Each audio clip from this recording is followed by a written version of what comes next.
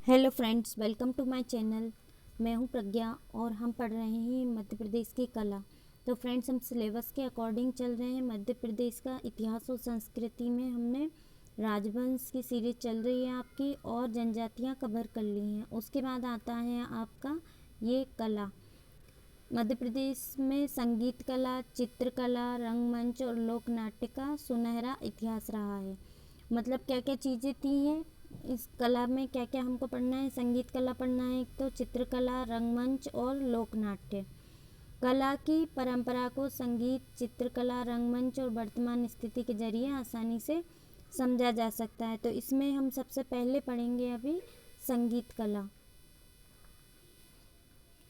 संगीत में देखिए, ग्वालियर। ग्वालियर का नाम तो सबसे पहले आता ही है क्योंकि तानसेन जी यहीं थे। तो तानसेन जी ग्वालियर में थे। उसके बाद दौलत राव जो सिंधिया थे, इनके यहाँ पर कव्वाल मोहम्मद खान थे। कव्वाल मोहम्मद खान जो थे, उन्होंने ख्याल गायकी को गाया। ख्याल तराने की गायन शैली हद्दू खां, नत्थू खां ने विकसित की थी। किसने विकसित की थी? विकसित इन्होंने की थी, और कव्वाल मोहम्मद खां, इन्होंने इसको आगे बढ़ाया।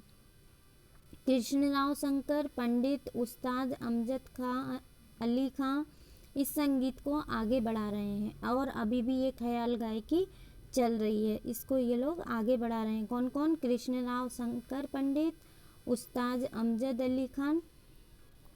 इसके बाद माधव संगीत विद्यालय जो है, वो सबसे पुरानी संगीत की संस्था है। अब आता है आपका इंदौर। इंदौर में क्या था? पहले यहाँ कभी इंदर सभा के नाम से संगीत सभा का आयोजन होता था। कौन सी सभा? इंदर सभा। और कहाँ थी ये? इंदौर में। यहाँ के मृदंग आचार्य नाना साहब पानसे तथा बीन वादक मुराद खान ने संगीत को ऊंचे आयाम दिए। किस किस ने दिए? यहाँ के मृदंग आचार्य नाना साहब पानसे और बीन वादक मुराद खान ने संगीत को ऊंचाइयों तक ये लेकर गए थे। उसके बाद ध्रुपद धमार तथा छोटी गायन के क्षेत्र में इंदौर के बहराम खां का नाम बड़ा है। बहराम खान जो थे, इन्होंने ध्रुपद धमार और छोटे गायन के क्षेत्र में सफलता हासिल की है। केशव नारायण आमटे, ध्रुपद गायन, मृदंग वादक सखाराम पंत, अगले और हारमोनियम वादक। कौन कौन थे ये? केशव नारायण आमटे, मृदंग वादक सखाराम पंत और माधव राम चौगले, ये संगीत की त्रिमूर्ति कहे जाते हैं। और पद्म भूषण उस्ताद आमिर खान, विशिष्ट गायन शैली, ये किसमें इनको महारत हासिल थी? ये पद्म भूषण भी मिला था इनको, उस्ताद आमिर खान को, और विशिष्ट गायन शैली में इन्होंने ख्याति प्राप्त की। अब देखिए सितार वादक। सितार वादक में कौन कौन आ रहा है? उस्ताद बिलायत खान, अब्दुल सलीम, जाफर खान, और सितार वादक पंडित कृष्ण राव, उस्ताद रज्जब अली खां, उस्ताद खां। ये सभी कौन हैं? ये सितार वादक हैं। और ये जो थे पद्म भूषण उस्ताद आमिर खान जो थे, इन्होंने एक इंदौर घराने को भारतीय संगीत में, ये जो थे इंदौर जो घराना था, इसको भारतीय संगीत में एक बहुत अहम स्थान दिलाया था। किसने? उस्ताद आमिर खान ने। अब आता है आपका रीवा।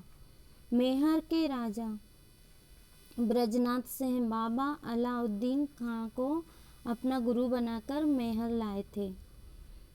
ठीक है।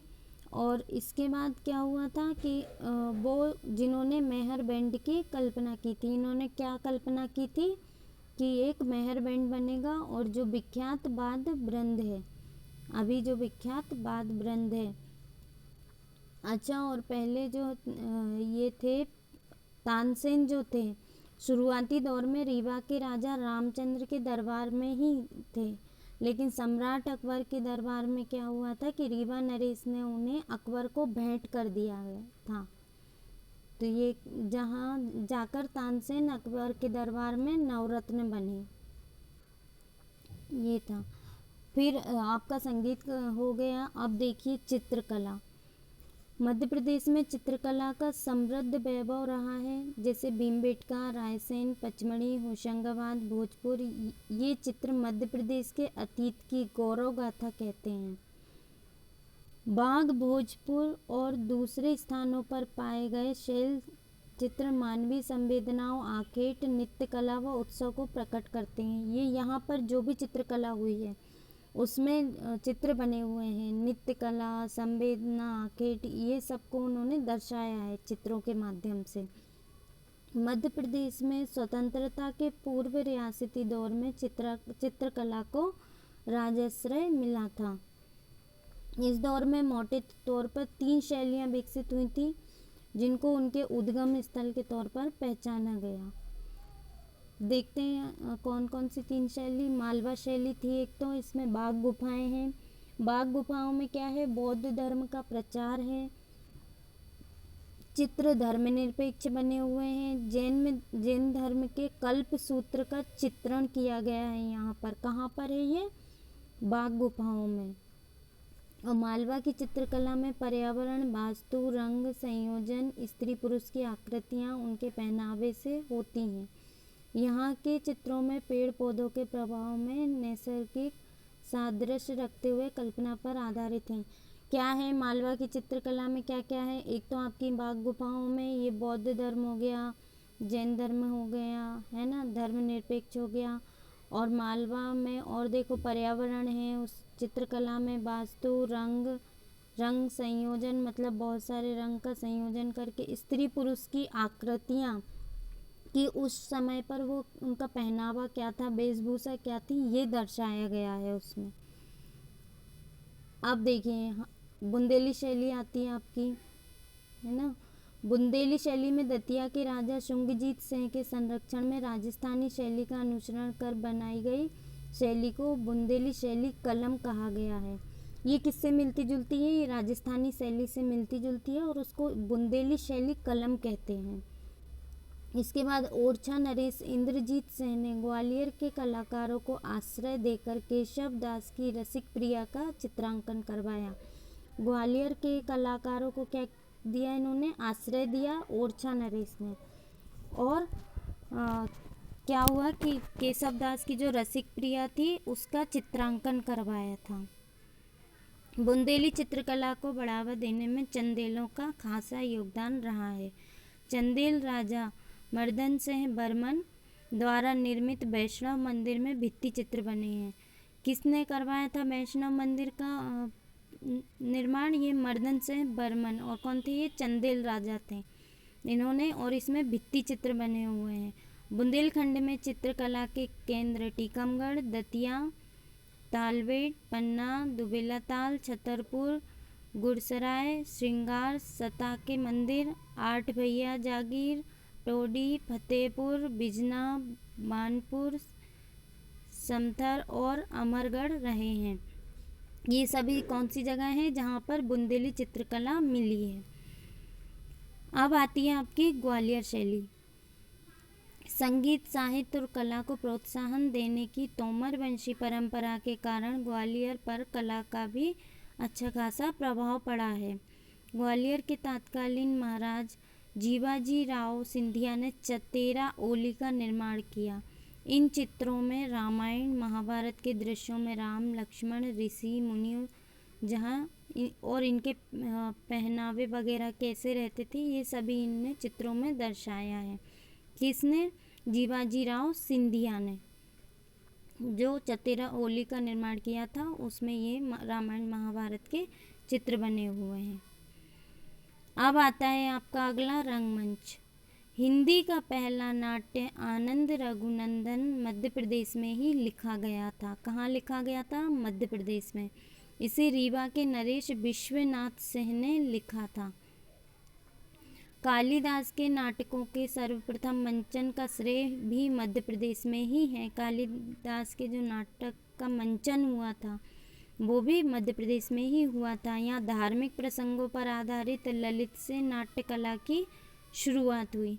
बाद में अदुल्लाई नाटक प्रारंभ हुए। ये स्वर्गीय महाराज माधवराव सिंधिया ने टाउन हॉल थिएटर की स्थापना की और ग्वालियर को नाट्य प्रतिनिधियों का एक केंद्र मुहैया कराया। किसने बनवाया था? ये माधवराव सिंधिया ने टाउन हॉल थिएटर। और कहाँ पर बना है? ये ग्वालियर में बना है। ग्वालियर की एक दूसरी बड़ी रंगमंडली कला मंदिर ने रंगमंच को आयाम दिखाए। भोपाल हालांकि अब रंगमंच के क्षेत्र में काफ़ी समृद्ध है। इसके बाद नाट्य सुधा, कल्पतरु, रंगायन रंग मंडलियों ने यह दायित्व आगे बढ़ाया। और शरद जोशी जो थे सांस्कृतिक मंच द्वारा और एक अन्य सूत्रधार ने भोपाल में नाट्य प्रस्तुतियों के लिए बाहर की रंगमंडलियों को अवसर दिए। इन्होंने क्या किया कि बाहर की जो भी रंगमंडलियाँ आती थी उनको भी इन लोगों ने अवसर दिए। इसी तरह इंदौर में भी रंगमंच को भरपूर पोषण मिला, मतलब यहाँ पर भी रंगमंच के लिए अवसर मिले। यहाँ बलोहार मंगल मराठी साहित्य सभा को रंग सक्रियता का श्रेय जाता है। इंदौर में कौन कौन सा? बलोहार मंगल और मराठी साहित्य सभा। इसके बाद नाट्य भारती ने इस कार्य को आगे बढ़ाया। भोपाल के भारत भवन में विभिन्न नाट्य समारोह आयोजित होते हैं। कहाँ पर होते हैं? भारत भवन। और ये कहाँ पर है? भोपाल में। मध्य प्रदेश में रंगमंच की अत्यंत प्राचीन परंपरा रही है। आचार्य कालिदास, भवभूति, राजशेखर, क्षेमेश्वर, बत्सराज जैसे महान नाटककारों ने इस भूमि पर अपनी नाट्य कला का प्रदर्शन किया। महाराजा विक्रमादित्य द्वारा स्थापित राजकीय रंगशाला में आचार्य कालिदास नाटक खेले गए। धार में राजा भोज के ज़माने में सरस्वती कंठाभरण नामक महल में स्थापित नाटक खेले जाते थे। आज यह स्थान भोजशाला के तौर पर जाना जाता है।